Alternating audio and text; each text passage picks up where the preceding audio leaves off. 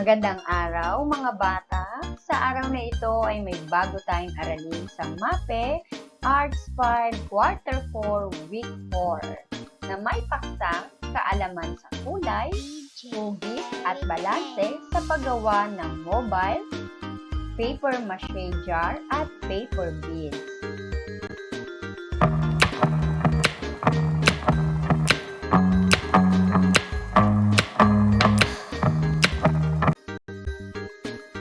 Ang Pilipinas ay mayaman sa mga katutubong sining o kilala bilang tradisyonal na sining. Ito ay makikita sa mga kanayunan na ginagawa ng mga mamamayan bilang bahagi ng pang-araw-araw na pangangailangan o pagdiriwang. Sa aralin ito, inaasahan na ang mga bata ay nagagamit ang kanilang kaalaman sa kulay, hugis at balanse sa paggawa ng mobile art, paper mache jar at paper beads. Ang pagkamalikhain ng mga Pilipino ay masasalamin sa iba't ibang gawang sining na likha na matatagpuan sa iba't ibang lugar sa bansa.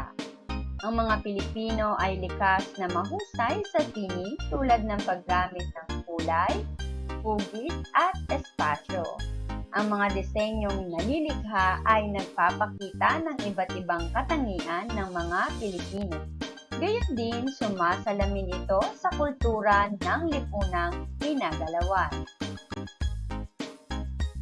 Ang kulay ay maaaring gamitin sa disenyo na gagawin.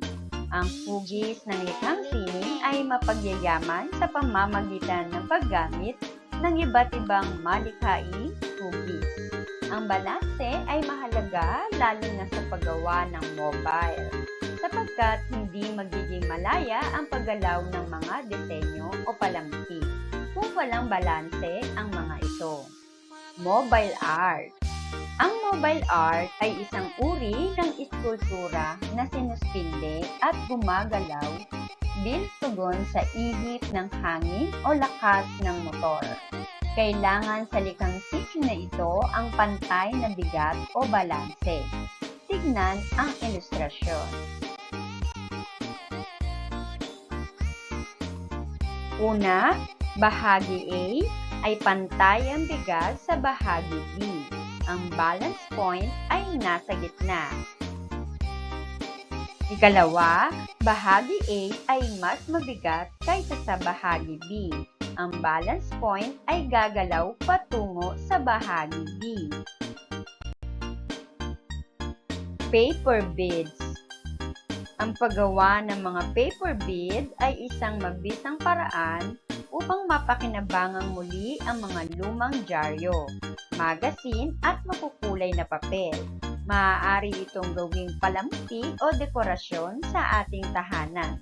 At higit sa lahat, maaari rin itong mapagkakitaan. Ang paper beads ay mga pinulupot na papel na may iba't ibang hugis at kulay. Ang pagkakaiba ng hugis ay may kinalaman sa anyo ng mga paper strip na ipinulupot sa stick. Tignan ang mga hugis ng bawat isa. Sa itaas na bahagi ay ang mga hugis ng mga paper beads.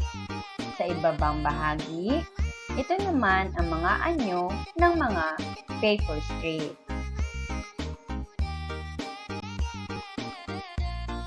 Paper mache jar. Kagaya ng paggawa ng mobile art at paper beads, ang paggawa ng paper mache jar ay isang mabisang paraan upang mapakinabangang muli ang mga lumang dyaryo at iba pang uri ng papel. Maaari itong gawing palamuti o dekorasyon sa ating tahanan at dekorasyong ginagamit sa mga pagdiriwang. Maaari rin itong mapagkakitaan. Ang iba't ibang hugis ng mga bagay na yari sa papel ay nabubuo sa pamamagitan ng form o suporta.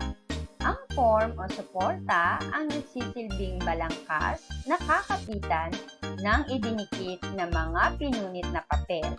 Ang mga papel ay hindi ginugupit at sa halip ay pinupunit para mas kumakapit ito ng maayos. Narito ang mga larawan ng paper mache jar. Dumako naman tayo sa ating gawain sa pagkatuto bilang isa. Suriing mabuti ang bawat larawan. Isulat ang oo kung tama ang nakasaad sa larawan at hindi naman kung mali ito. Isulat ang sagot sa iyong kwaderno. Unang bilang, ang balance point ng dalawang bagay na tinitimbang na may parehong bigat ay nasa gitna. Isulat mo ang iyong sagot sa iyong sagutang papel. Ikalawa, ang hakbang na ito sa paggawa ng paper mache jar ay nasa unang bahagi. I-pause ang video upang bigyan daan ng iyong pagsagot.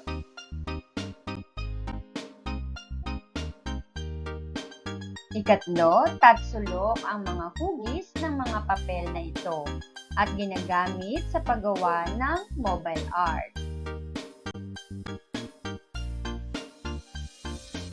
Ikaapat, ganito ang anyo ng bead kung ang hugis ng strip ng papel ay tatsulok.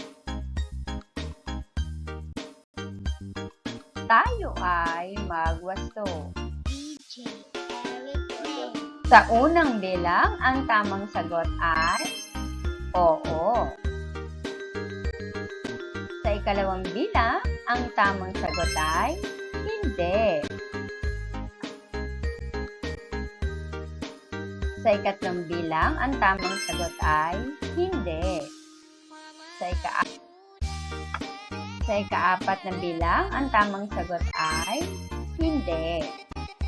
Sana'y nakakuha ka ng 4 na puntos. Gawain sa pagkatuto bilang 2. Lumikha ng alinman sa mga 3-dimensional art, mobile art, paper bits, at paper mache jar, gamit ang mga recycled materials. Gamitin ang kaalaman sa hugis, kulay at balanse sa pagbuo ng likhang sining. Sundin ang mga pamamaraan sa pagbuo ng alinmang 3-dimensional art na iyong natutunan sa nakaraang aralin. Gamitin ang rubrics sa pagmamarka sa iyong natapos na gawain. Narito ang rubrics para sa iyong pagmamarka. Gawain sa pagkatuto bilang 3. Basahin at unawaing mabuti ang mga katanungan. Isulat ang iyong mga kasagutan sa kwaderno. Una, ano-ano ang mga elemento ng sining na maaaring gamitin upang mapaganda ang mobile, paper mache jar at paper bits na gagawin? Ikalawa, paano gagamitin ang kulay, hugis at balanse upang mapaganda ang likhang sining? I-pause ang video upang bigyan daan ng iyong pagsagot. Ikatlo, para sa iyo, ano-ano ang magagandang asal na dapat taglayin upang maisagawa ang mga likhang sining? Isulat mo ang iyong sagot sa iyong sagutang papel. Tayo ay magwasto.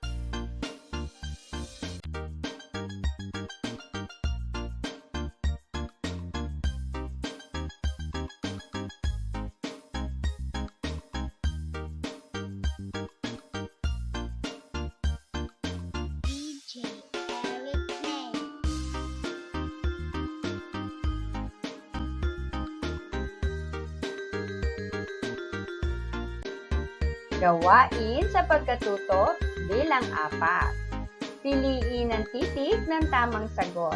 Isulat ang sagot sa iyong kwaderno. A. Pagsunod-sunurin ang mga hakbang sa paggawa ng mobile art. I-pause ang video upang bigyan daan ang iyong pagsagot.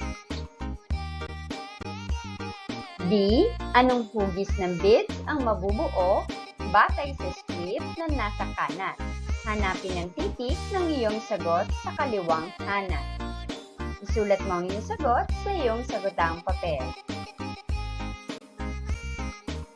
Tayo ay magwasto. Sa unang bilang, ang isinagot mo ba ay B? Sa ikalawang bilang, E. Sa ikatlong bilang, C. Sa ikapat na bilang, A. At sa ikalimang bilang, D. Sana'y nakakuha ka ng 5 puntos.